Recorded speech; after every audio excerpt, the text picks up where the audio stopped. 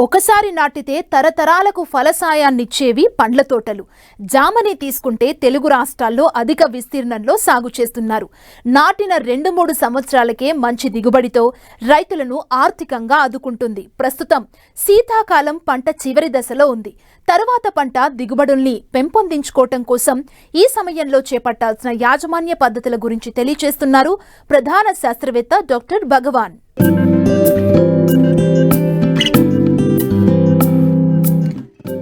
పేదవాడి యాపిల్గా పిలిచే జామకు నానాటికి గిరాకీ పెరుగుతోంది.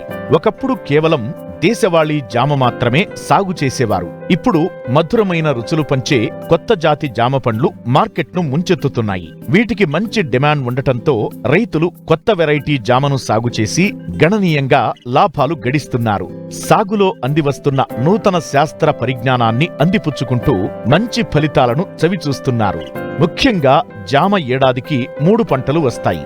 ప్రస్తుతం శీతాకాలం పంట పూర్తయింది. తోటల్లో కొన్ని యాజమాన్య లోపాల వల్ల దిగుబడులు తగ్గుతున్నాయి. ఈ పరిస్థితుల్లో వచ్చే పంటలో సరైన యాజమాన్య పద్ధతులను పాటించినట్లయితే మంచి దిగుబడులను పొందవచ్చంటున్నారు ప్రధాన శాస్త్రవేత్తలు.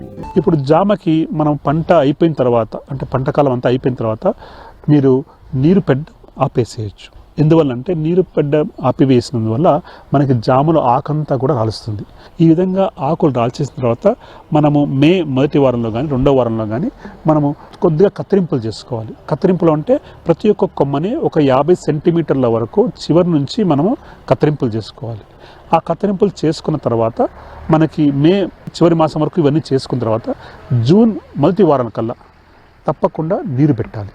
నీరు పెట్టడంతో పాటు ఎరువులు కూడా ఇవ్వాలి. 5 సంవత్సరాలు పైబడిన ప్రతి ఒక్క చెట్టుకి 500 గ్రాముల యూరియా, 500 గ్రాముల మ్యూరేట్ ఆఫ్ పొటాష్ కనుక మనం ఇచ్చినట్లయితే, ఈ విధంగా మనం నీరు పెట్టి ఎరువులు జూన్ 1వ వారంలో ఇచ్చినట్లయితే మనకి ఆకంతా కూడా ఒకటేసారి వస్తుంది. అంటే చిగురులన్నీ కూడా ఒకటేసారి వస్తాయి. ప్రతి ఒక్క చిగురు నుంచి ఒక్కొక్క పిందె వస్తుంది. ఎన్ని ఆకులుంటే అన్ని పిందెలు వచ్చే అవకాశం ఉంది. ఈ క్రాప్ రెగ్యులేషన్ చేయడం ద్వారా మనకు అధిక దిగుబడి మనకి చలికాలంలో పంట బాగా వస్తుంది. ఆగస్ట్ మాసంలో కానీ లేకపోతే సెప్టెంబర్ మాసంలో కానీ కాయ మనకి నిమ్మకాయ సైజులో ఉన్నప్పుడు పొటాషియం నైట్రేట్ అంటే మల్టీకే అంటాం దీన్ని.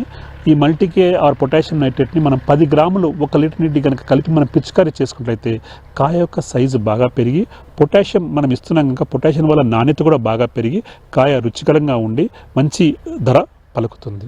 ఈ ఒక చిన్నపాటి యొక్క తేలికపాటి యాజమాన్య పద్ధతులు పాటించడం ద్వారా జామలో రైతులు అధిక దిగుబడి సాధించవచ్చు.